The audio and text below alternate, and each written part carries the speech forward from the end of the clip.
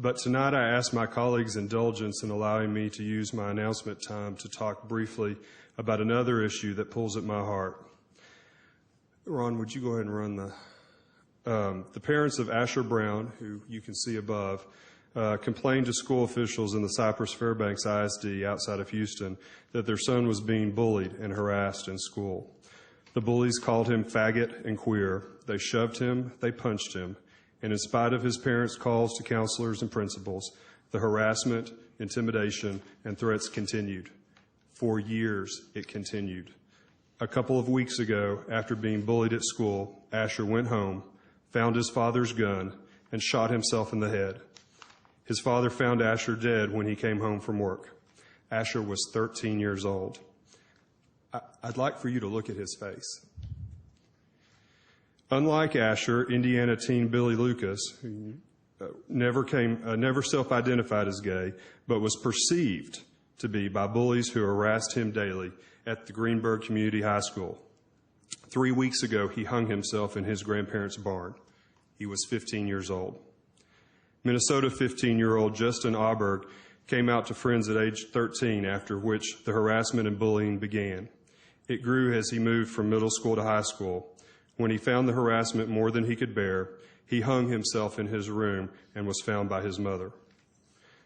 Classmates started teasing and name-calling Seth Walsh in the 4th grade. It continued through his middle school years, where other students told him the world didn't need another queer and that he should, quote, go hang himself. On September 18th, after being threatened by a group of older teens, he went home, threw a noose around a tree branch, and he did just that. He hung himself in his backyard. His mother saw him, pulled him down. Seth survived on life support for 9 days before dying a couple of weeks ago. He was 13 years old. Teen bullying and suicide has reached an epidemic in our country, especially among gay and lesbian youth, those perceived to be gay, or kids who are just different. But tonight, I would like to talk to the 12, 13, 14, 15, 16, and 17-year-olds at Paschal and at Arlington Heights and at Trimble Tech High Schools, or at Daggett and Rosemont Middle Schools, or any school in Fort Worth, or anywhere across the country, for that matter. I know that life can seem unbearable. I know that the people in your household or in your school may not understand you, and that they may even physically harm you. But I want you to know that it gets better.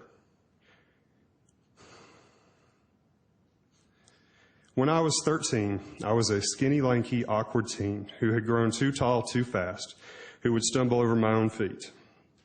I was the son of a Methodist church pianist named Jeanette and a cowboy named fittingly Butch in Crowley, Texas. As their son and as a kid in a small town, there was a certain image of who I thought I was supposed to be.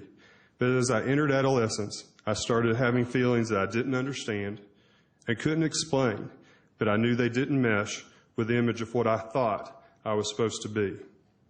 I was a sensitive kid, but friendly. I was a band dork. I played basketball, but not very well. I was teased like all kids, but I was fairly confident, and I didn't let it bother me much.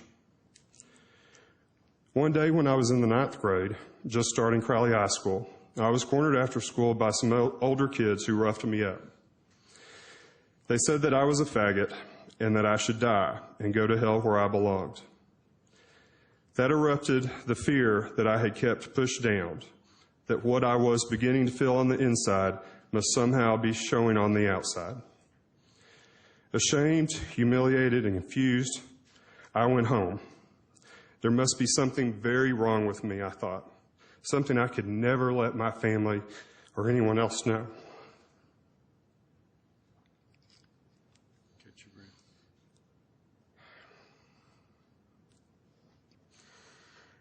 I have never told this story to anyone before tonight. Not my family, not my husband, not anyone. But the numerous suicides in recent days have upset me so much and have just torn at my heart. And even though there may be some political repercussions for telling my story. This story is not just for the adults who might choose or not choose to support me. This story is for the young people who might be holding that gun tonight, or the rope, or the pill bottle. You need to know that the story doesn't end where I didn't tell it on that unfortunate day. There is so much more. Yes, high school was difficult. Coming out was painful. But life got so much better for me. And I want to tell any teen who might see this, give yourself a chance to see just how much better life will get. And it will get better. You will get out of the household that doesn't accept you. You will get out of that high school, and you never have to deal with those jerks again if you don't want to. You will find and you will make new friends who will understand you, and life will get so much better.